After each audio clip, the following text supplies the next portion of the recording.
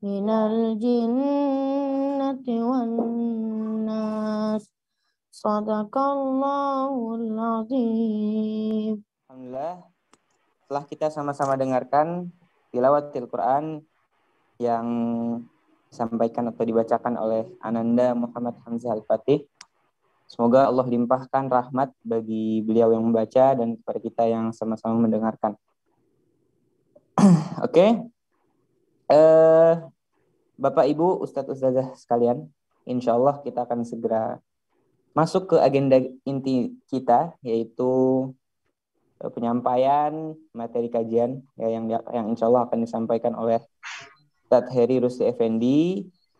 Dimohon untuk bisa mendengarkan dengan seksama ya, dan ketika sedang dilakukan penyampaian untuk dimatikan ya soundnya atau di mute agar tidak mengganggu berjalannya penyampaian materi. Dan sekali lagi bagi yang berkenan untuk bisa menghidupkan ya atau menyalakan kamera zoom-nya agar kita bisa di sini ya bisa saling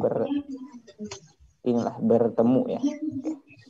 Oke, mungkin langsung saja kita persilahkan kepada Ustadz Heri Rusdi Effendi untuk menyampaikan materi kajian pada sore hari ini. Waktu dan tempat dipersilahkan. Baik. Suara saya terdengar dengan jelas? Alhamdulillah terdengar. Baik. Bismillahirrahmanirrahim. Assalamualaikum warahmatullahi wabarakatuh.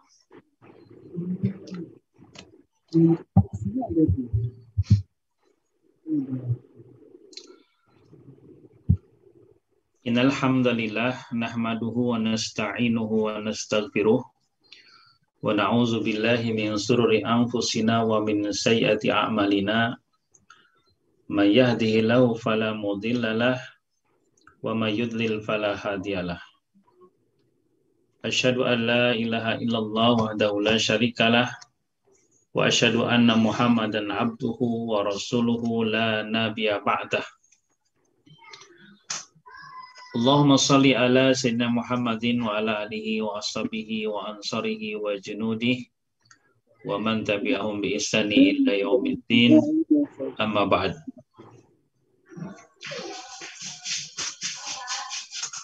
Rekan-rekan pencinta sirah rahimakumullah, alhamdulillah pada sore hari ini di pertemuan perdana kita Allah memberikan kesempatan kepada kita untuk dapat bertatap muka walaupun dengan sarana virtual ini, dan semoga ini merupakan ikhtiar kita dalam rangka menjalankan apa yang diperintahkan oleh Allah dalam surah Al-Ahzab, laqad kana lakum fi Rasulillah uswatun hasanah liman kana yarjullaha wal yawmal akhir wa dzakarallaha katsira. Upaya kita untuk menjadikan Rasulullah sebagai teladan kita, sebagai panutan kita, sebagai role model, acuan kita dalam menjalankan kehidupan kita di dunia ini.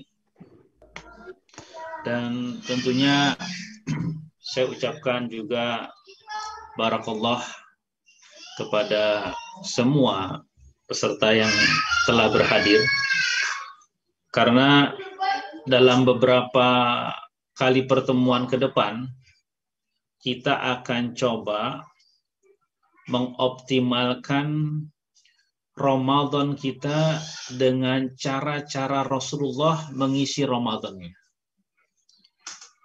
Karena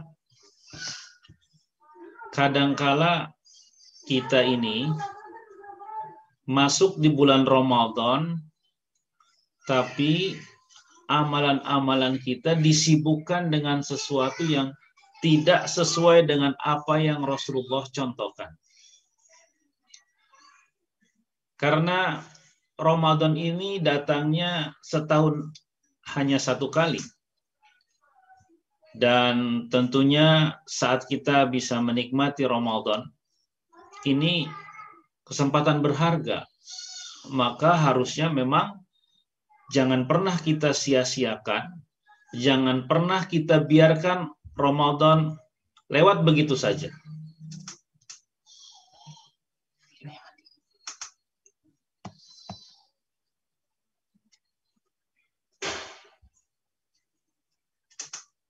Jangan sampai Ramadan lewat begitu saja tanpa menambah keimanan dan ketakwaan kita, ya.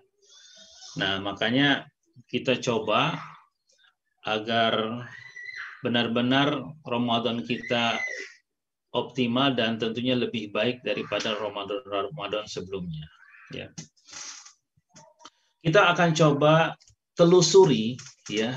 Kita akan coba telusuri, kita akan coba napak tilas, ya, apa yang Rasulullah lakukan dalam 24 jam. Nah, dalam 24 jam. Harapannya saat kita bisa mengoptimalkan Ramadan kita dengan cara Rasulullah, kita akan termasuk orang-orang yang mendapatkan syafaat dari Rasulullah karena kita mengikuti jejak yang dilakukan oleh Rasulullah.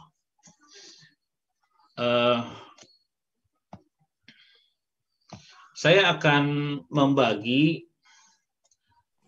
tema kajian kita, ya, tema kajian kita ini menjadi beberapa episode, ya, menjadi beberapa tema yang kita break menjadi 4 atau 5 tema, ya, agar kita pelan-pelan menyelami, ya,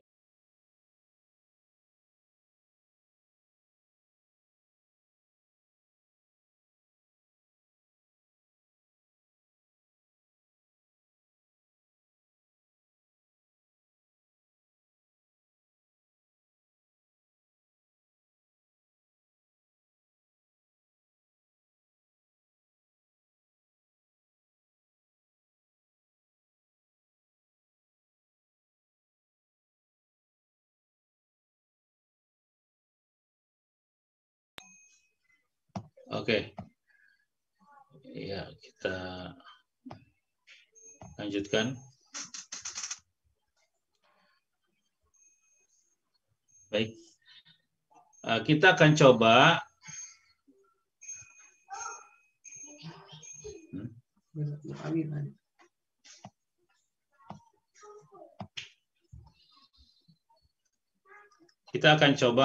suaranya.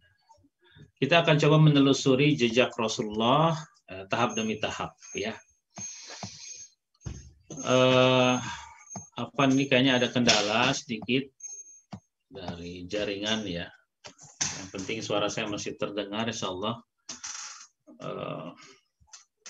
Pertama, bagaimana Rasulullah merupakan uswah hasanah, ya. Uswah hasanah dalam 24 jam kesehariannya. Kalau kita lihat, bagaimana Rasulullah begitu produktif mengisi hari-harinya. Keseharian Rasulullah penuh dengan keberkahan. Rasulullah senantiasa produktif dalam mengisi hari-harinya. Ya, hidup Nabi Shallallahu Alaihi Wasallam penuh dengan aktivitas yang teratur, seimbang, dan membawa kebaikan dunia akhirat. Ya, tawazun, seimbang. Seimbang itu apa? Bukan hanya dunia akhirat, tapi juga seimbang antara jasad, ruh, dan fikriyah. Ya, seimbang antara kepentingan pribadi dan kepentingan Allah. Seimbang antara kepentingan keluarga dan masyarakat. Ya, di sini Rasulullah senantiasa mampu memanage waktunya untuk bisa menyeimbangkan optimalisasi kehidupannya yang bisa dirasakan oleh keluarga, masyarakat, dan tentunya umat. Ya, ini sangat produktif. Maka kalau kita ingin produktif dalam keseharian kita, tentunya kita harus mencontoh Rasulullah, ya. Dan kalau kita perhatikan juga kenapa Rasulullah harus menjadi uswah hasanah? Karena keseharian Nabi Shallallahu Alaihi Wasallam merupakan gerbong waktu untuk mencapai prestasi-prestasi besar. Ya, kesehariannya itu adalah merupakan fajr, ya, merupakan fajr, rangkaian aktivitas untuk mencapai prestasi-prestasi besar. Ya, bayangkan Rasulullah itu di usia 35 tahun sebelum diangkat sebagai Nabi dan Rasul sudah menjadi hakim, menjadi pemutus perkara besar di Quraisy. Saat orang berdebat siapa yang paling pantas mengembalikan Hajar Aswad ke tempat semula setelah Ka'bah direnovasi, dan Rasulullah lah sebagai hakimnya. 35 tahun. Ya. 40 tahun sudah diangkat mendapat gelar Nabi dan Rasul. Ya. Nah, ini prestasi yang luar biasa. Bahkan kalau kita runut prestasinya menjelang kematian Rasulullah, ya, di usia 62 tahun atau tahun ke-11 Hijriah, menjelang tahun ke-12, itu Jazirah Arab sudah mengenal Islam, bahkan sebagian besar memeluk agama Islam. Itu prestasi yang luar biasa. Ya. Bahkan dari puzzle-puzzle keseharian yang beliau jalani, aktivitas yang dijalani beliau, ini merupakan muara untuk menemukan prestasi besar, bagaimana Rasulullah mampu mendidik generasi-generasi setelah Rasulullah, ya, generasi setelah Rasulullah mendapatkan kemenangan-kemenangan besar, bahkan sampai 2/3 dunia saat itu mendapatkan cahaya Islam. Ya. Sehingga seperti ayat yang sudah saya bacakan tadi, laqad kana lakum fi Rasulillah uswatun hasanah. Pada keseharian Nabi terdapat uswah hasanah, terdapat teladan yang baik, ya. Sehingga tentunya ini menjadi motivasi bagi kita, ya, motivasi bagi kita untuk senantiasa menjadikan Rasulullah sebagai teladan terbaik dalam kehidupan kita, ya.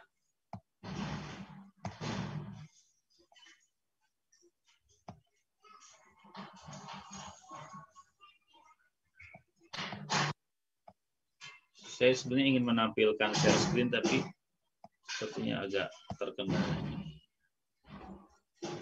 Mudah-mudahan bisa ini.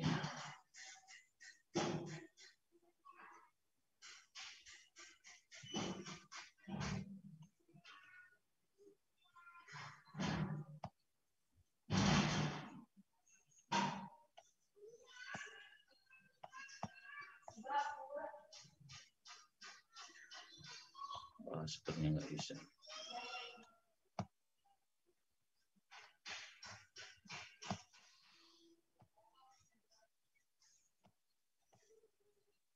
Baik, saya lanjutkan saja. Oke. Selanjutnya, setelah kita mengetahui bagaimana keseharian Nabi penuh dengan produktivitas, ya, kita coba pada sore hari ini membahas aktivitas Nabi Muhammad SAW saat sahur dan subuh, ya, saat sahur dan subuh, ya. Jadi kita awali dulu dari waktu sahur dan aktivitas Rasulullah saat subuh, ya.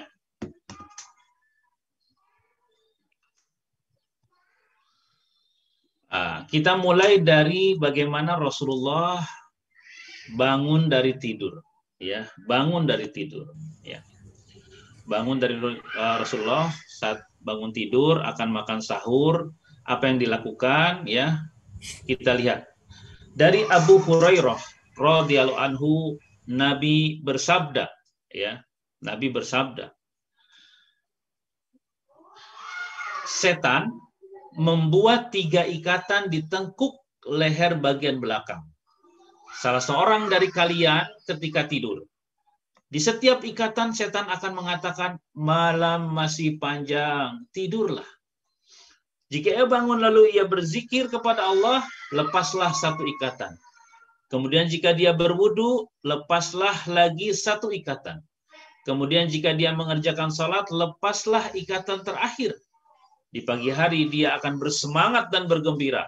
Jika tidak melakukan seperti ini, dia tidak ceria dan menjadi malas. Lihat, kita akan sedikit bahas tentang proses bangunnya Rasulullah dan berkenaan dengan hadis ini. Ya. Rasulullah bangun itu biasa di sepertiga awal, pertengahan malam, atau sepertiga akhir. Ya, dan sholat malam itu lebih utama di sepertiga akhir.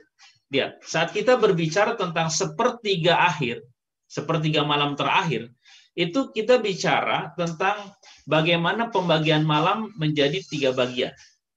Kalau malam diawali dari jam 6, maghrib misalnya, dan berakhir waktu subuh jam 4, 6, 7, 8, 9, 10, 11, 12, 1, 2, 3, 4. Anggaplah 10 jam.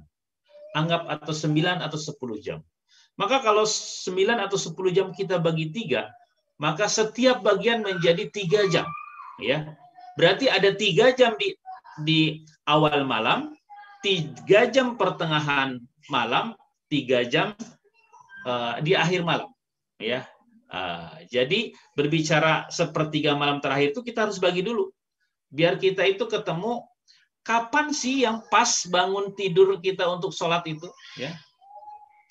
Pertama, Rasulullah biasa di awal malam sudah melakukan sholat. Berarti ini kan kalau jam 6, 7, 8, 9. Dari jam 9 Rasulullah sudah biasa melakukan sholat malam. Ya, di surah Muzammil kan gitu. Ya, ya ayyuhal muzammil, qumil laila illa qalila nisfahu awinkus minhu qalila aw zid alaihi waratil qur'ana. Coba perhatikan. Ini menjadi bagian terpenting bahwa sholat malam itu setengahnya atau lebih atau sebelumnya kurang, setengahnya atau tambah. Berarti ini ada 3 bagian penting dan ini biasa dilakukan oleh Rasulullah. Ya, sepertiga awal, pertengahan malam, dan sepertiga akhir. Jadi saat kita berbicara tentang sepertiga malam, ya kita berbicara tentang sepertiga malam, maka yang harus kita perhatikan kapan Rasulullah mulai. Ya, kapan Rasulullah mulai? Jadi Rasulullah mulai itu kalau nggak di awal malam, pertengahan, atau di akhir. Di akhirnya itu, di akhir sepertiga malam itu adalah dari jam 2, 3, 4. Itu sudah bangun. Ya.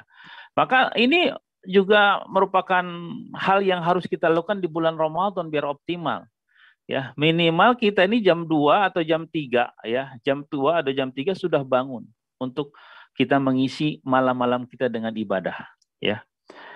Nah, sekarang berbicara tentang bangun, ya, berbicara tentang kemampuan kita bangun di malam hari, ya. Ya, sebetulnya bangun malam hari itu tergantung tidurnya. Jadi sebelum kita berbicara kapan bisa kita bangun, ya, di jam 2 atau jam 3, kita harus berbicara dulu kapan kita tidur, itu yang penting, ya. Nah, karena banyak orang yang sulit untuk bangun di jam 2, jam 3 karena memang tidurnya terlalu malam. Ya. Habit kita, kebiasaan kita yang senantiasa beraktivitas sampai jam 10, jam 11 malam, itu yang tidak disukai Rasulullah, kecuali kepentingan-kepentingan lain, taklim, dakwah dan sebagainya, ya. Tapi kalau tidak tidur jam 10, jam 11, ya, dan itu hanya kegiatan yang lago, yang sia-sia, itu yang tidak dicontohkan oleh Rasulullah. Rasulullah dan para sahabat itu, ya, Rasulullah dan para sahabat itu habis sholat isya, mereka pulang ke rumah dan tidur, ya, pulang ke rumah dan tidur habis sholat isya. Kenapa akhirnya Rasulullah dan para sahabat bisa bangun jam 2, jam 3? Karena memang tidurnya di awal, ya. Maka sekarang kita harus mulai berbenah nih, mulai berbenah. Kalau kita sekarang ingin bangun di awal, ya, di awal sepertiga malam terakhir, jam 2, jam 3, tentunya kita harus perbaiki cara tidur kita sekarang, waktu tidur kita, ya. Kalau selesai tarawih misalnya jam 8, kira-kira sudah nggak ada aktivitas lain, ya, tilawah kita sudah 1 juz, zikir sudah selesai, ya, langsung saja kita tidur. Jangan kita hanya sibukkan dengan nonton televisi, ya, misalnya nonton YouTube, ya, ataupun berbagai kesibukan, ya. Nah, ini kita coba mulai kurangi sudah, ya. Jam 9 kita tidur. Insya Allah itu jam 2 kita bangun itu dalam kondisi yang segar. 9, 10, 11, 12, 1, 4 jam. Waktu yang standar kita untuk tidur. Ya, ini yang pertama. Ya, yang pertama tentang sepertiga malam yang dilakukan oleh Rasulullah. Yang kedua, saya ingin juga ingatkan ya kepada para ibu-ibu khususnya, ayolah, sekarang ini bulan Ramadan, bulan yang penuh berkah.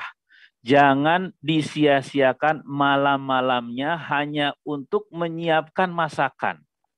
Tolong, bapak-bapak bisa memahami juga. Jangan bapak-bapaknya tahajud, ibu-ibunya sibuk di dapur. Ya, berikan kesempatan ibu-ibu untuk mendapatkan kemuliaan malam-malam Ramadan. Ya. Nah, kadang kita ini disibukkan hanya dengan masalah kuliner. Ya, seolah-olah Ramadan semua harus istimewa, makanan istimewa. Ya, ibu-ibu bangun jam 1 kadang, nyiapin masakan yang spesial buat suami dan anak-anaknya.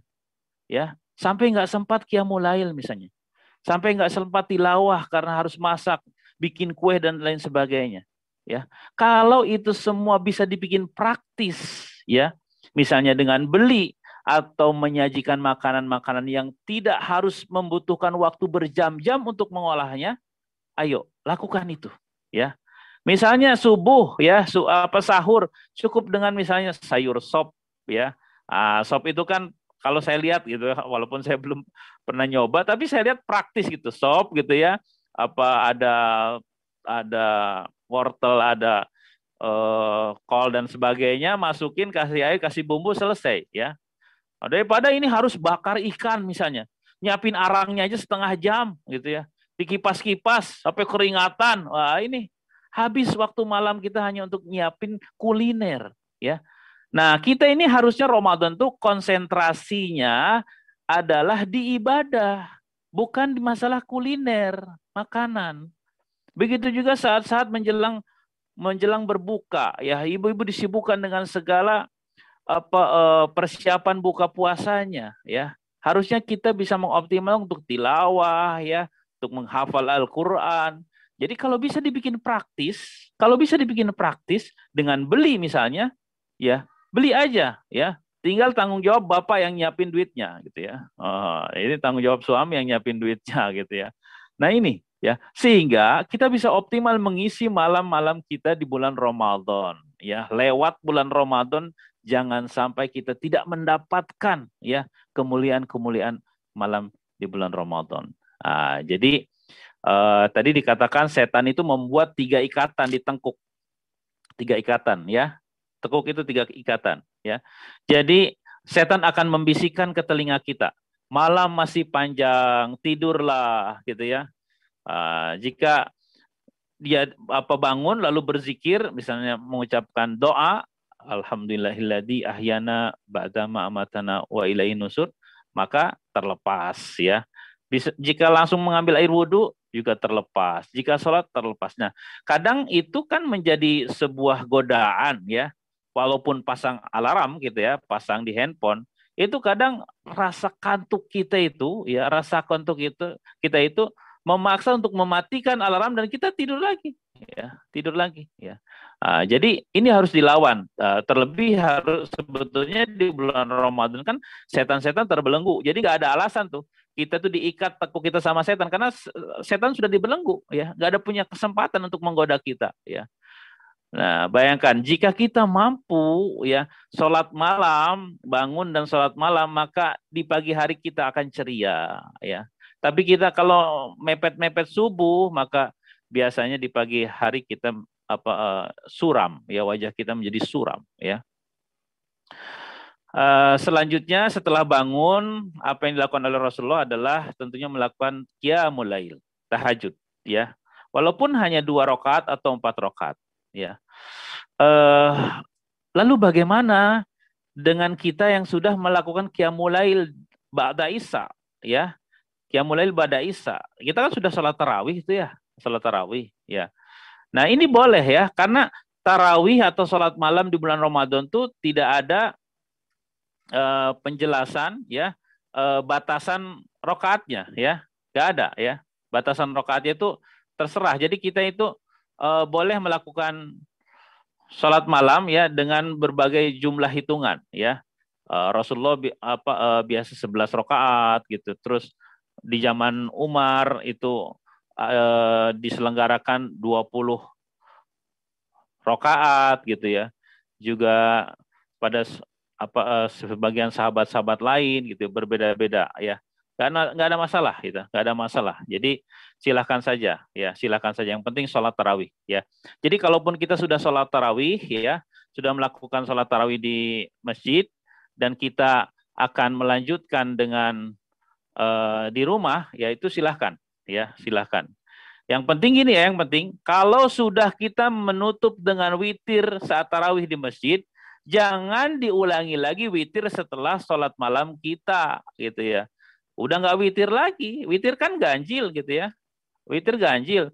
Kalau misalnya waktu tarawih kita sudah tutup dengan witir, ya sudah 3 rakaat misalnya, jangan sampai nanti setelah sholat malam kita tutup lagi dengan 3 rakaat.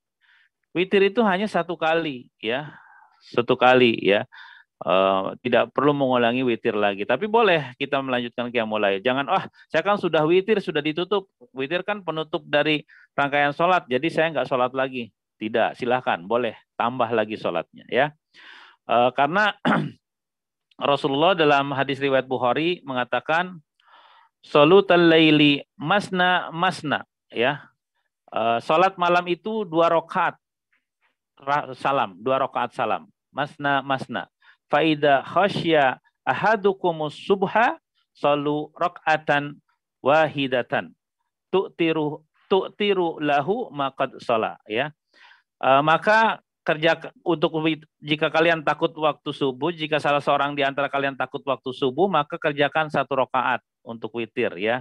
Dan itu berarti kalian sudah menutup sholat tadi dengan witir ya, witir. Itu. Jadi sholat malam ini luar biasa ya, Bapak-bapak, Ibu-ibu, rekan-rekan pencinta sirah ya. Sholat malam itu diwajibkan kepada Rasulullah ya. Allah wajibkan kepada Rasulullah sholat malam saat di awal-awal dakwah.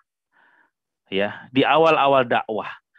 Saat Rasulullah harus menghadapi para penguasa Quraisy saat itu ya. Pemimpin-pemimpin suku Quraisy ya yang harus dihadapi oleh Rasulullah. Dan bekalnya adalah qiyamul lail. Ya. Bekalnya adalah qiyamul lail. Allah perintahkan, Allah wajibkan ya agar Rasulullah melakukan qiyamul lail untuk menghadapi permasalahan besar. Ini permasalahan besar. Mendakwahkan sebuah kebenaran di tengah-tengah ya, di tengah-tengah keberadaan kejahiliahan, bayangkan ya. Saat di situ hampir semua kemaksiatan ada, bayangkan ya. Perzinahan, ya, pembunuhan, bayi yang belum lahir sudah dibunuh gitu ya, karena mereka diadakan perjudian dan sebagainya ya, bayi perempuan dibunuh dan sebagainya, mengundi nasib sebagainya ya. Ini kan sebuah kezaliman yang luar biasa ya, sebuah kezahiliahan ya. Nah, di tengah-tengah kejahilian itu Rasulullah hadir harus mengingatkan para kepala suku. Ini kondisi yang berat. Ya, yang bukan hanya ancaman siksaan tapi juga ancaman kematian yang didapatkan oleh Rasulullah. Bayangkan. Ini permasalahan yang besar yang harus dihadapi oleh Rasulullah. Dan Allah memberikan bekal penguat jiwa Rasulullah menghadapi itu semua adalah dengan qiyamul lail. Ya. Maka ini menjadi kita ibroh ya, pelajaran yang luar biasa. Permasalahan yang kita hadapi saat ini tidak akan seberat yang dihadapi oleh Rasulullah. Ya, permasalahan-permasalahan yang kita hadapi ini. Misalnya kita mau skripsi yang dihadapi juga dosen, manusia juga ya. Dan insya Allah juga orang-orang baik gitu ya. Kita mau menghadap pimpinan, mau lobby pimpinan sebagainya misalnya ya. Mau menggolkan proyek kita dan sebagainya ya, memaparkan proposal kita agar diterima, itu kuncinya qiyamul lail. Menghadapi musuh-musuh kita ya, musuh-musuh yang menghalang-halangi jalan kita ya. Misalnya bisnis kita dihalang-halangi oleh musuh-musuh kita, itu semua intinya qiyamul lail. Karena permasalahan besar yang dihadapi Rasulullah itu Allah memberikan bekal berupa qiyamul lail. Orang yang sering qiyamul lail itu beda, mendapatkan wajahnya cerah ya, bersemangat di pagi hari, masya Allah ya, masya Allah. Orang-orang yang siap senantiasa qiyamul lail, jaga qiyamul lail, jaga terus ya. Jadi qiyamul lail itu adalah apa yang dilakukan oleh Rasulullah setelah bangun, melakukan qiyamul lail dan witir. Ya, lalu afdalnya juga setelah kita menyelesaikan rangkaian qiyamul lail dan witir, berdoa kepada Allah, panjatkan permintaan kita, hajat yang kita inginkan itu apa, ya.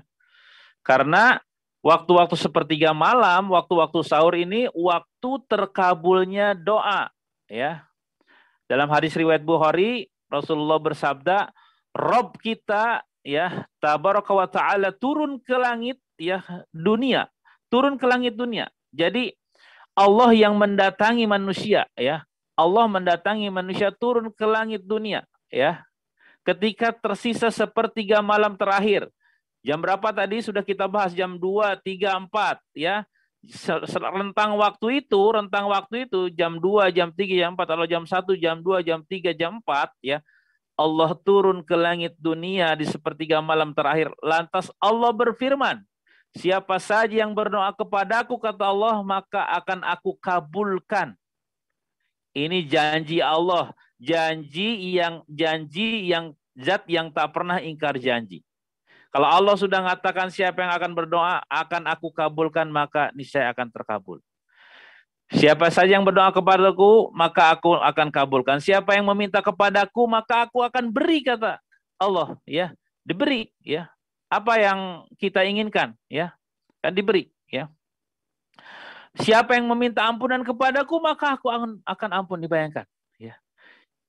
Hanya orang-orang, dalam tanda petik, mohon maaf saya agak ekstrim mungkin ya, hanya orang-orang yang bodoh saja yang tidak memanfaatkan waktu-waktu yang berharga ini untuk berdoa.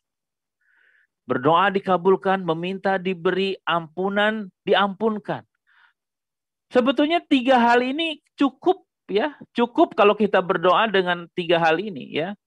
Kita berdoa untuk keberkahan kita, kita meminta kepada Allah apa yang kita inginkan, kita minta ampunan, itu cukup ya kalau Allah mau memberikan itu ya. Cukup. Tujuan hidup kita itu cukup kayaknya kalau Allah sudah penuhi itu, bayangkan. Dan ini di sepertiga malam, ya, di sepertiga malam kita berdoa. Jadi apalagi sekarang ya, biasanya godaan-godaan sahur itu, acara televisi itu luar biasa menggoda ya. Ada sinetron, ada apa gitu ya, artis-artis, nyanyi-nyanyi, wah itu menggoda, melalaikan kita sampai waktu subuh. Biasanya acara-acara televisi itu prime time ya, waktu-waktu mahal menjelang subuh dari waktu sahur. Ini godaan kita. Kalau bisa off televisi selama Ramadan, kalau bisa off ya. Jangan nyalain televisi selama Ramadan. Sayang ya, kesempatan berharga kita untuk beribadah ya. Kecuali misalnya tadi dengerin ceramah, dengerin tausiah dan sebagainya, silahkan. Tapi untuk cara-cara lain, ini godaannya luar biasa, ya. Lakukan untuk berdoa kepada Allah, ya. Lalu setelah kita panjatkan hajat kita, mohon ampun kita kepada Allah Subhanahu Wa Taala, maka kita pun melakukan persiapan untuk makan sahur, ya. Nah ini penting ya, sahur itu penting, ya. Jangan dianggap, saya kan tadi buka sudah banyak, ya. Biasanya kan buka jadi ajang balas dendam, ya. Kue-kue dikumpulin, sikat semua sampai mau taraweh kelelahan, ya. Jangan merasa saya sudah kenyang lalu tidak sahur. Kenapa? Karena dari Anas bin Malik radhiyallahu anhu berkata bahwa Nabi Muhammad SAW bersabda, tasahharu fa inna fis sahuri barokah, ya. Makan sahurlah kalian karena dalam makan sahur terdapat keberkahan. Lihat, keberkahan. Ini berkah itu sebetulnya sesuatu yang paling kita inginkan dalam kehidupan kita. Apa itu makna berkah? Berkah itu ziyadatil khair, bertambahnya kebaikan-kebaikan, ya. Berkah itu yang sedikit menjadi terasa banyak, ya. Maka salah satu cara sebetulnya untuk bisa mencukupi keluarga kita dengan mencari peluang-peluang keberkahan. Salah satunya dengan makan sahur, ya. Dicoba aja, dicoba. Makan sahur nggak usah banyak-banyak. Makan sahur itu sedikit saja. Tapi insya Allah ini bisa sangat menggajal perut kita dan menguatkan fisik kita, ya. Untuk berkah itu sahur, dan untuk berkah itu juga makan itu berjamaah, ya. Makan bareng itu bisa memberikan keberkahan dibandingkan makan sendirian, ya. Jadi kalau bisa makannya sekeluarga, jangan masing-masing, ya. Waktunya bareng tapi yang satu depan TV, yang satu di dapur, yang satu di kamar. Gimana ini? Kumpul. Ayo bareng, ya, makan semua. Kalau bisa pakai satu nampan tuh. Wah, seru ya. Satu nampan bareng-bareng makan, atau sekarang pakai daun pisang misalnya. Wah, seru itu ya. Sahur, silahkan sahur, karena ini ada keberkahan. Dalam sahur itu ada keberkahan, jangan disia-siakan, ya. Setelah makan sahur, tentunya kita ini tinggal menunggu azan. Ya. Apa yang harus kita lakukan? Yang dilakukan oleh Rasulullah menjelang azan itu istighfar, ya. Memohon ampun kepada Allah, ya. Dalam surah Ali Imran ayat 17, wal mustaghfirina bil ashar, dan orang-orang yang meminta ampun di waktu sahur, ya, menjelang azan. Misalnya istighfar 100 kali, ya, 100 kali menjelang subuh sambil menunggu azan subuh, ya. Ini penting. Ada sesuatu yang menarik yang harus kita bahas juga berkenaan dengan waktu sahur ini, ya. Dari Anas bin Malik bahwa Nabi Shallallahu Alaihi Wasallam dan Zaid bin Sabit radhiyallahu anhu pernah makan sahur. Mereka berdua makan sahur. Ketika keduanya selesai dari makan sahur, Nabi berdiri untuk sholat. Lalu beliau mengerjakan sholat dan kami bertanya pada Anas tentang berapa lama antara selesainya makan sahur mereka berdua dan waktu melaksanakan sholat subuh, ya. Jadi kalau kita mengetahui bahwa salah satu sunnah di bulan Ramadan itu adalah mengakhirkan, ya, mengakhirkan waktu sahur, kita juga harus ada guidance, harus ada panduannya. Jam berapa sih mengakhirkannya, gitu ya? Jam berapa mengakhirkan waktu sahur kita, ya? Nah, di sini, ya, Anas menjawab yaitu sekitar seorang membaca 50 ayat Al-Qur'an, ya. 50 ayat Al-Qur'an, ya.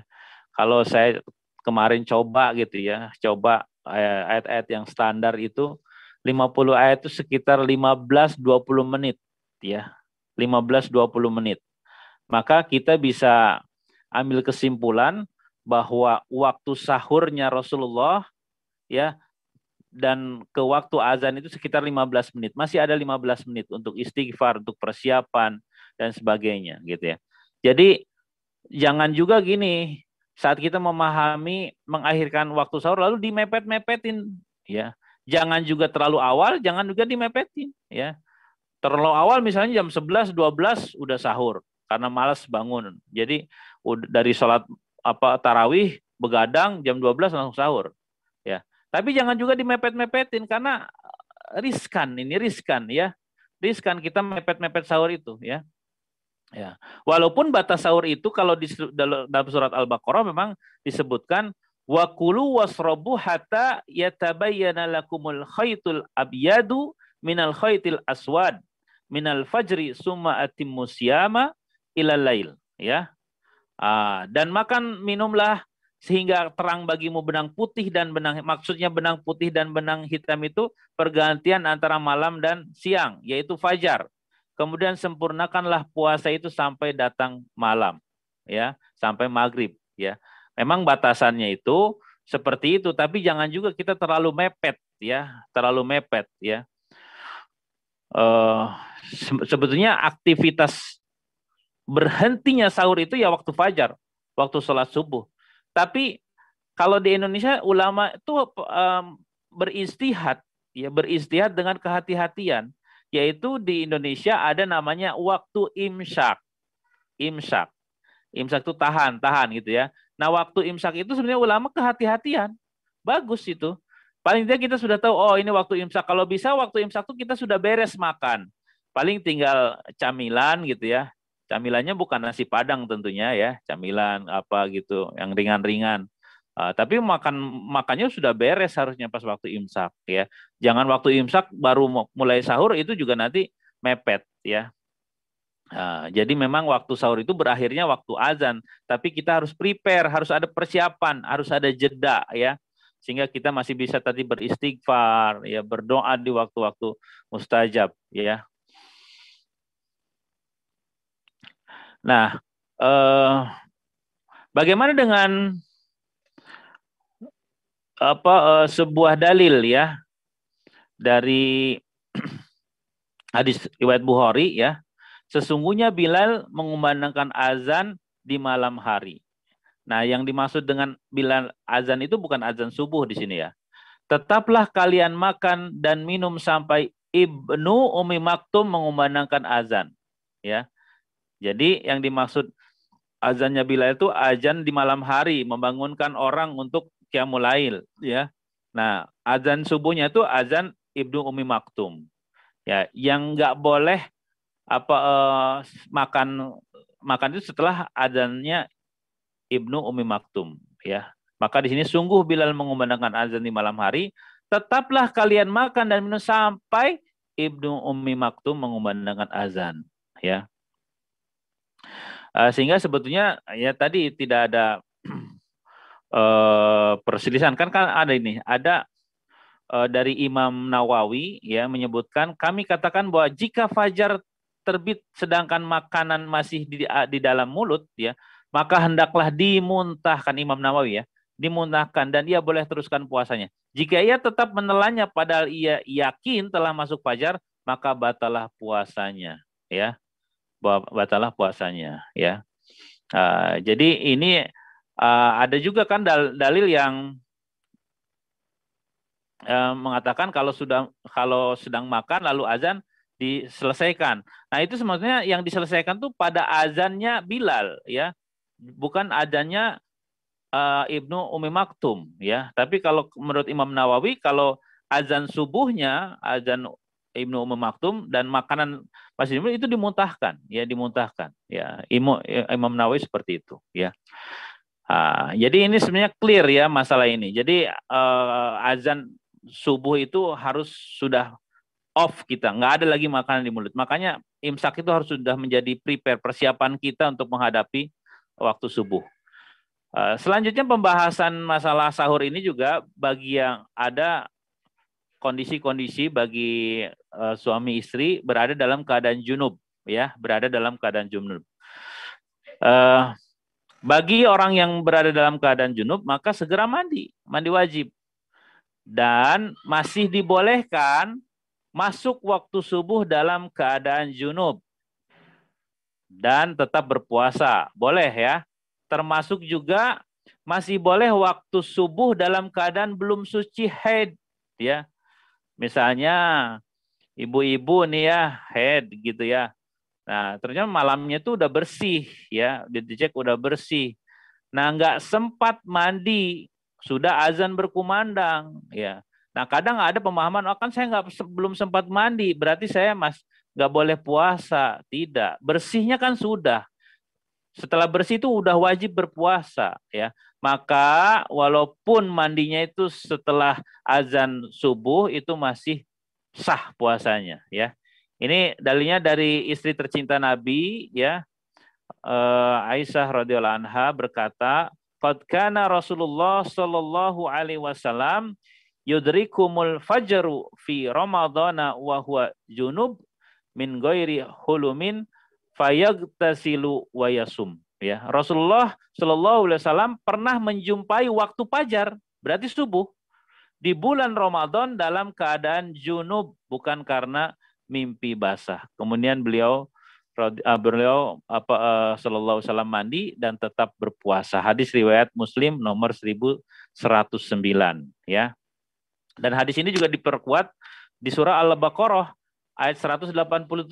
Allah berfirman, "Fal ana basyiruhunna wabtagu ma kataballahu lakum Wa kulu wasrabu hatta yatabayyana lakumul khaytul abyadu minal khaytul aswad minal fajri summa atimus siyama ilal lail, ya. Maka sekarang campurilah, ya, wal fal'ana basyiruhunna. Basyiru itu mencampuri, ya. Jima lah bahasa kita. Maka sekarang campurilah mereka dan ikutilah apa yang telah ditetapkan Allah untukmu. Makan, minum, berjima, ya, silahkan. Sehingga terang bagimu benang putih dan benang hitam, yaitu fajar. Jadi waktu azan dalam kondisi junub itu boleh melanjutkan puasa. Tapi ingat, ya, jimanya harus selesai sebelum azan, ya. Ini ya yang harus diperhatikan. Jangan sampai kebablasan. Oke.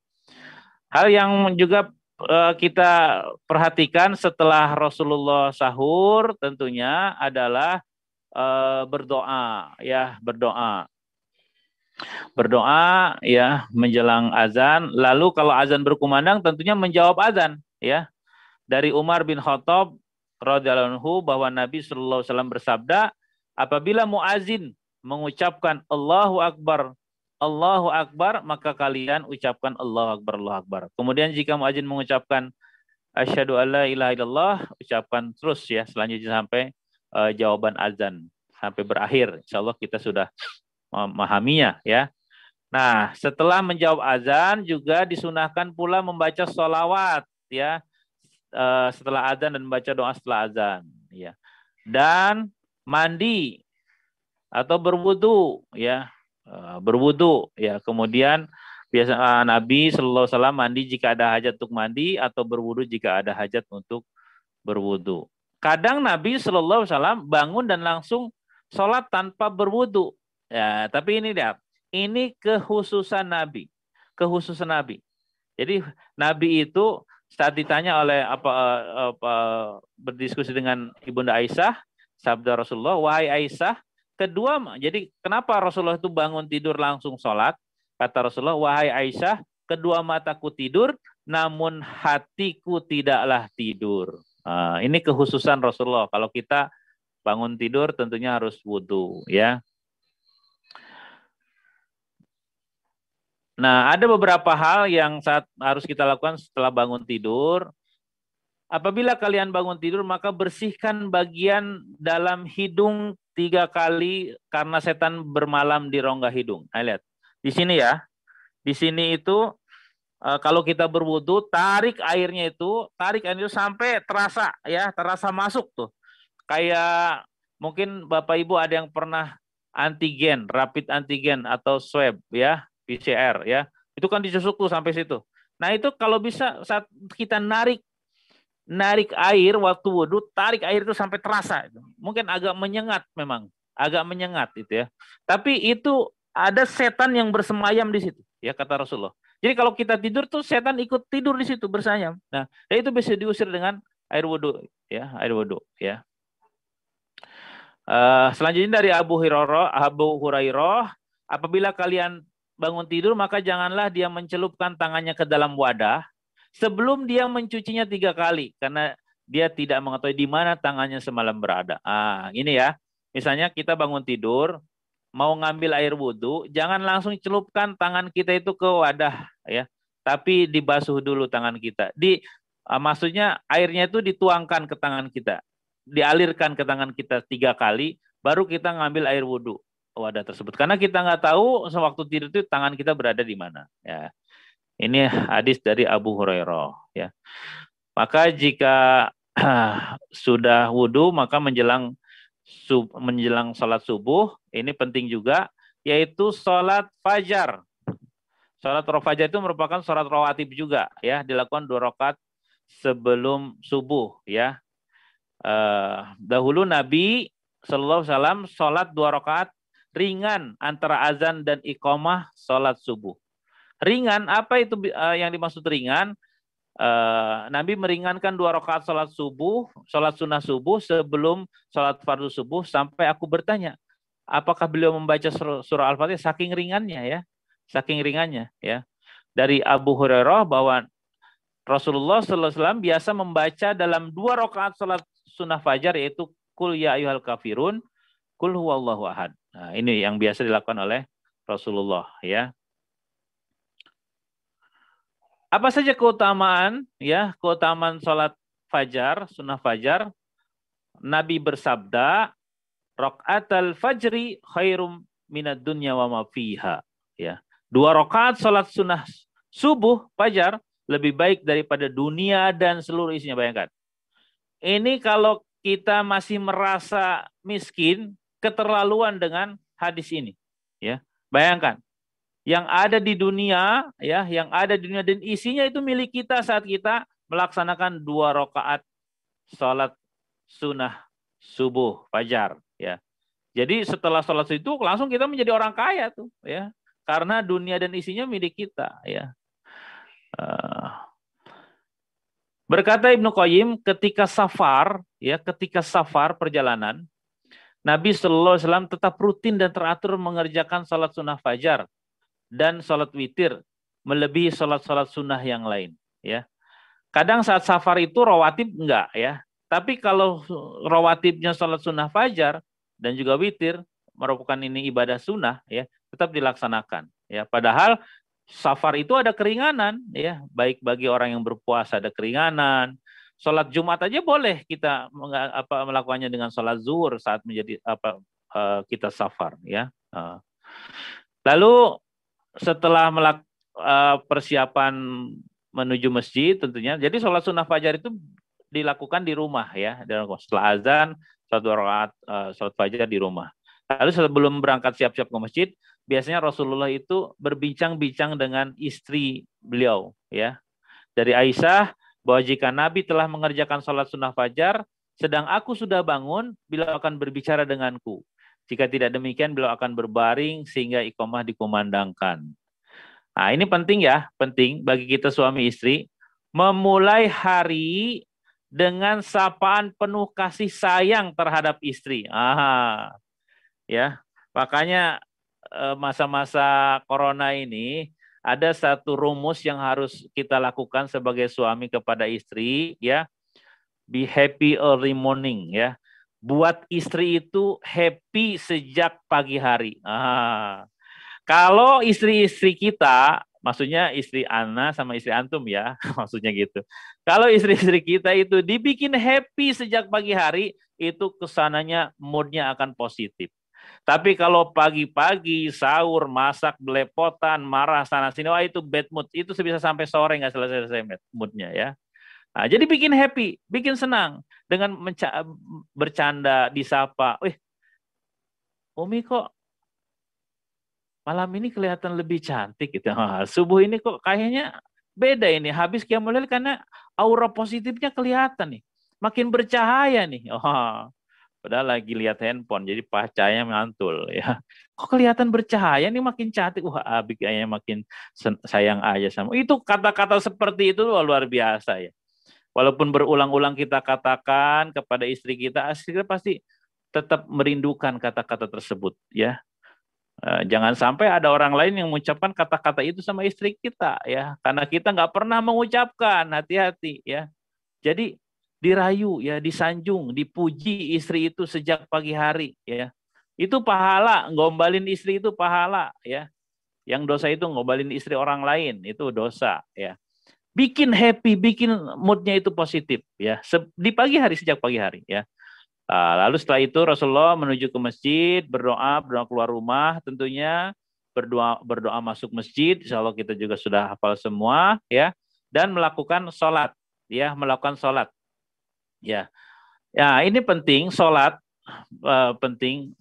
Sebelum sholat itu juga masuk ke masjid ada sholat tahiyatul masjid bagi laki-laki. Bahkan saat khotib sudah berdiri di mimbar dan kita masuk ke masjid, itu pun masih diperintahkan untuk sholat tahiyatul masjid. Ya, beberapa pengecualian sholat tahiyatul masjid itu ini boleh, ya, diberikan rukhsah orang yang tidak melakukan sholat sunnah tahiyatul masjid, ya. Siapa saja saat iqomah sholat berjamaah di kumandang. Jadi kita datang sudah qomat, nggak usah lagi tahiyatul masjid, itu udah qomat, ya. Yang kedua khotib Jumat saat datang tiba dia harus segera naik mimbar. Jangan buat jamaah menunggu dengan sholat tahiyatul masjid, ya. Ya, jadi kalau sudah waktunya silakan langsung naik mimbar, ya. Atau sholat sunnah tawaf masuk dalam sholat 2 rakaat. Ya, jadi kalau saat masuk Masjidil Haram, satu sholat tahiyatul masjid itu bisa digabung menjadi sholat sunnah tawaf. Ya. Atau orang yang telat hadir sholat Jumat sementara khutbah sudah hampir selesai. Ya, khutbah udah mau selesai, udah baca doa, lalu masih sholat tahiyatul masjid. Ya, pengecualian ya. Nah, selanjutnya adalah sholat subuh berjamaah bagi laki-laki dan berusaha mendapatkan takbir pertama bersama imam ya di masjid. Sedangkan sholat terbaik bagi wanita adalah di rumah, bahkan di dalam kamarnya. Ya, dari Anas radhiyallahu anhu bahwa Nabi sallallahu alaihi wasallam pada suatu malam mengakhirkan sholat Isya sampai tengah malam. Kemudian beliau menghadap kepada kami setelah sholat lalu beliau bersabda, "Sholatul jama'ati afdalu min sholatil fadhi bisab'in wa isrina darajah." Ya, sholat jamaah lebih baik 27 rakaat 27 derajat dibandingkan sholat sendirian ya. Bahkan dalam hadis lain, jika kita sholat berjamaah 40 hari ya, 40 hari tidak pernah bolong, itu mendapatkan 2 keutamaan, selamat dari siksa neraka dan selamat dari kemunafikan ya. Dari Anas bin Malik, Rasulullah bersabda, siapa yang melaksanakan sholat karena Allah selama 40 hari secara berjamaah, ia tidak luput dari takbiratul ihram bersama imam, maka ia akan tercatat terbebas dari 2 hal, yaitu terbebas dari siksa neraka dan terbebas dari kemunafikan ya. Ini bahkan orang yang buta saja itu harus tetap melaksanakan sholat. Bagaimana dengan wanita? Ini penting ya. Bagaimana dengan wanita? Adapun wanita tidak wajib ya berjamaah di masjid, tidak wajib. Bahkan lebih afdol sholat di rumah dan pahalanya bisa mengalahkan sholat di masjid, walaupun sholat di rumah hanya sendirian. Ini diriwayatkan dari istri dari Abu Humaid As-Sa'adi, yaitu Ummu Humaid, pernah mendatangi Nabi dan berkata, "Wahai Rasulullah, saya sangat ingin sekali sholat berjamaah bersamamu." Maka beliau lantas menjawab, "Aku telah mengetahui hal itu, bahkan engkau sangat ingin sholat berjamaah bersamaku. Namun," kata Rasulullah, "sholatmu di dalam kamar khusus untukmu, yaitu rumah, lebih utama dari sholat di ruang tengah rumahmu. Sholatmu di ruang tengah rumahmu lebih utama dari sholatmu di ruang terdepan rumahmu. Sholatmu di ruang rumah terdepan lebih utama daripada sholat di masjid kaummu. Sholat di masjid kaummu lebih utama daripada sholat di masjidku ini." Nah, maka Ummu Humaid lantas meminta dibangunkan tempat sholat di pojok kamar khusus miliknya. Nah, beliau melakukan sholat itu hingga menjumpai Allah Azza wa Jalla. Ini hadisnya. Lalu setelah kita melaksanakan ibadah sholat subuh berjamaah ya dengan berbagai keutamaannya, maka yang terpenting adalah juga di akhir ya, setelah kita salam, menutup dengan salam ya. Tapi ini penting juga ya sholat subuh. Sholat subuh itu punya keutamaan dari sholat-sholat lain, yaitu bagaimana Rasulullah biasa memanjangkan bacaan-bacaan di sholat subuh ya, karena keutamaannya sholat subuh ya. Berikutnya adalah bagaimana setelah sholat subuh. Setelah sholat subuh, biasanya Rasulullah berdiam di masjid, berzikir, membaca zikir pagi dan petang, membaca Al-Quran, menghatamkan dalam sebulan. Ramadan ini mungkin bisa 2 kali hatam ya, atau bermajelis ya. Nah, ini insya Allah untuk setelah subuh kita akan bahas di episode berikutnya ya. Dan kesempatan kali ini kita cukup dari sahur sampai subuh ya. Ini yang bisa saya sampaikan. Mohon maaf, ini ada beberapa kendala teknis sehingga saya tidak bisa menampilkan materi. Nanti insya Allah materi saya siapkan dan akan di-share di grup WhatsApp. Demikian, wallahu a'lam bishawab. Assalamualaikum warahmatullahi wabarakatuh.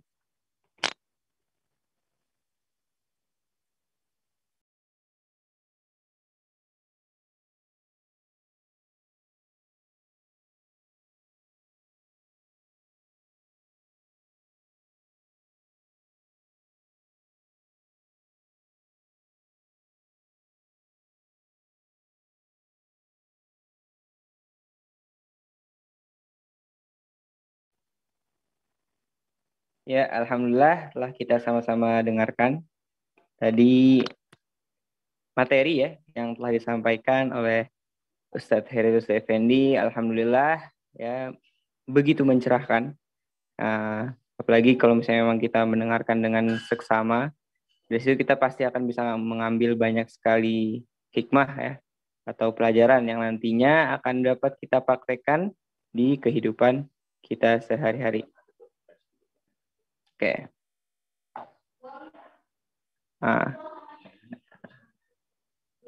Oke, untuk pekan ini ya, insya Allah kita sudah menyiapkan door prize sebanyak Rp50.000 ya, pulsa Rp50.000 ya.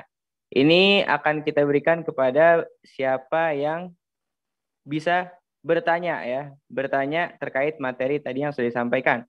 Mungkin ada yang masih kurang jelas atau ingin ditambahkan atau ingin ya, jadi kita menerima satu pertanyaan khusus untuk pekan ini ya, atau pada sore hari ini akan kita berikan kesempatan kepada para peserta, kepada Bapak Ibu dan Ustaz sekalian untuk memberikan satu pertanyaan terbaiknya kepada Ustadz Heri Rusdi Effendi. Dan bagi yang memberikan pertanyaan akan mendapatkan door prize, yaitu pulsa sebanyak Rp50.000. Bagi yang ingin bertanya, dipersilakan langsung bertanya di room chat. Nanti yang pertama kali dibaca, maka dia yang akan mendapatkan door prize tersebut. Oke, kita beri waktu ya nggak usah lama-lama lah ya, karena mau buka puasa ya. 3 menit lah dari sekarang. Oke, kita lihat apakah sudah ada.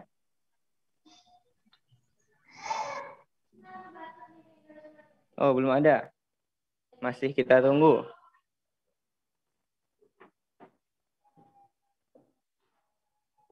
Ya, pulsa Rp50.000 ya untuk yang bertanya pada kesempatan sore hari ini.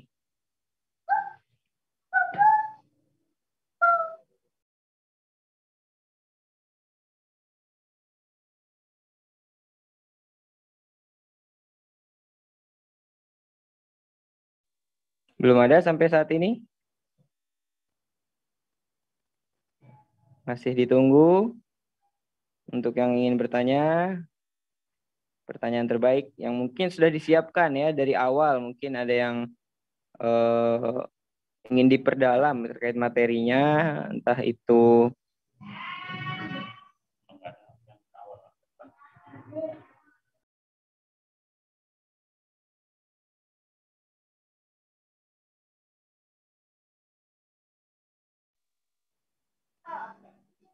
oke, karena alhamdulillah. Ini ada satu pertanyaan. Ini ada satu pertanyaan ya. Dari Ibu Anggun. Banyak nih. Bu Anggun, Bu Sarah, Bu Husna, Bu Mei. Wah. Ini nggak tahu nih siapa yang bertanya. Ya, intinya pertanyaannya adalah bagaimana jika kita bangunnya sudah masuk azan subuh? Apakah boleh jika hanya minum air putih saja? Ya ini bisa dikatakan yang sangat relate ya. Relate sekali di kehidupan kita. Bahwasanya ketika kita bangun subuh dan ternyata bertepatan dengan azan subuh, apakah ketika azan itu kita masih boleh minum atau tidak? Nah, seperti itu pertanyaannya. Mungkin bisa dijawab Ustadz Heri. Baik. Silakan. Baik. Suara saya terdengar ya?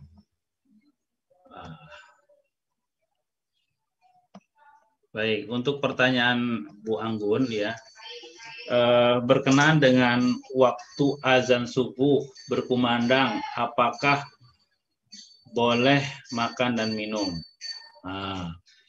Jadi untuk kehati-hatian, sebaiknya kita tidak makan dan minum saat azan subuh berkumandang. Bahkan tadi yang sudah kita bahas, kalaupun kita sedang makan, karena Imam Nawawi ya, kalaupun kita sedang makan, masuk di mulut kita, azan berkumandang, ya, maka yang di mulut kita itu kalau bisa dikeluarkan. Karena kan tadi ya, batasan itu fajar. Fajar itu waktu subuh tek. Jadi azan itu kan diawali sejak fajar, sejak waktu fajar berkumandang. Jadi itu bunyi Allahu Akbar, nah, kalimat awal azan saja itu udah nggak boleh, stop. Jadi walaupun seteguk air, usahakan jangan, ya, usahakan jangan, ya, daripada puasa kita sia-sia, puasa kita sia-sia. Jadi langsung saja niatkan puasa, ya, niatkan puasa. Nah, juga yang penting juga adalah bagaimana kita itu meniatkan puasa kalau bisa sejak ba'da tarawih, ya. Tadi kasus-kasus yang tadi ketiduran sebelum sempat sahur itu sudah selesai saat kita selesai tarawih. Maka biasanya di masjid-masjid ada dibimbing kita untuk melaksanakan niat untuk berpuasa, ya, niat sahur bahkan gitu ya. Jadi jawabannya diusahakan jangan setelah azan berkumandang jangan makan dan minum, stop. Ya, insya Allah kalau kita niat puasa Allah tetap akan memberikan kekuatan. Demikian ya jawabannya.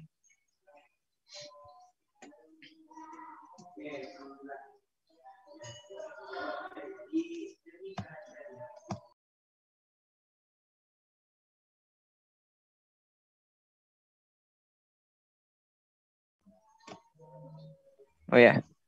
Oke, alhamdulillah sudah terjawab ya. Insya Allah pertanyaan dari Bu Anggun.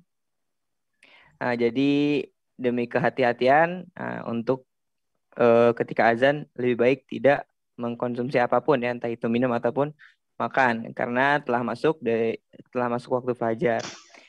Nah, oke, mungkin pertanyaan dari Bu Anggun ya bisa dikatakan sebagai salah satu tanda bahwasanya kita sudah berada di agenda akhir ya kajian pada sore hari ini, dan kita ucapkan selamat ya kepada Bu Anggun yang telah memberikan pertanyaan sehingga akan mendapatkan door prize yaitu pulsa sebanyak 50.000. Nah, dan insya Allah untuk pekan depan untuk pertemuan yang selanjutnya akan ada door prize yang lebih wow nih, lebih mencengangkan ya. Jadi untuk peserta atau untuk 2 peserta yang hadir lebih dahulu ya. Yang pertama hadir ya, berarti yang pertama dan yang kedua nih. Ya, untuk peserta yang hadir pertama dan kedua insya Allah akan mendapatkan satu buku ya, satu buah buku yang berjudul 40 hadis kewajiban muslim. Nah, Masya Allah, insya Allah di dalam buku ini nanti bisa memberikan pengetahuan lebih ya teruntuk yang membacanya. Maka jika ingin mendapatkan buku ini pada pekan depan atau pertemuan selanjutnya diharapkan untuk bisa datang lebih awal ya. Nanti kita akan lihat siapa yang datang, 2 orang yang datang lebih dahulu atau pertama ya, 2 orang pertama yang datang maka insya Allah akan mendapatkan buku tadi ya, 40 hadis kewajiban muslim. Nah, oke, insya Allah untuk sore ini ya, untuk pertemuan sore hari ini kita cukupkan insya Allah ya. Dan sekali lagi kita ucapkan terima kasih yang sebanyak-banyaknya kepada Bapak Ibu Ustadz Ustazah sekalian yang sudah hadir di dalam kegiatan kita kajian sirah pada sore hari ini. Semoga menjadi manfaat untuk kita semua dan semoga Allah mencatat ini sebagai amal kebaikan untuk kita semua. Sebelum ditutup ya, alangkah baiknya untuk kita sama-sama berdoa dulu ya. Mungkin Bapak Ibu semua bisa diangkat tangannya. Insya Allah kita akan berdoa. Insya Allah saya akan bacakan doa Rabithah ya. A'udzubillahi minasyaitonirrajim. Allahumma innaka ta'lamu anna hadhil qulub qad ijtama'at ala mahabbatik wa taqat ala ta'atik wa tawahadat ala da'watik wa ta'ahadat ala nusrati syari'atik fawastikillahumma rabithataha wa dimuddaha wahdiha subulaha wa mla'ha binurikal ladzi la yakhbu washrah suduraha bifaidhil imani bik wa jamilit tawakkuli 'alaika ahyiha bima'rifatik wa mithala syahadati bisabilik innaka ni'mal maula wa ni'man nasir. Allahumma ansur ikhwanana al-muslimin al-mujahidin al-mustad'afin fi Filistin wa fi Gaza wa fi Suriya wa fi Misr wa fi kulli makan wa zaman. Allahumma dafa' 'anna al-ghala wal waba' wal wala' wal fahsya' wal mihn ma zahara minha wa ma batan min baladina hadha khassah wa min kulli buldanil muslimin 'ammah innaka 'ala kulli syai'in qadir. Wa sallallahu ala sayyidina Muhammad wa ala alihi wa sahbihi wa sallim. Alhamdulillahirabbil alamin. Alhamdulillah, sekian mungkin ya agenda kita pada sore hari ini, yaitu kajian sirah bersama Ustadz Heri Rusli Effendi. Terima kasih sekali lagi atas perhatian Bapak Ibu sekalian. Mohon maaf bila ada kesalahan. Wal afu minkum. Wassalamualaikum warahmatullahi wabarakatuh.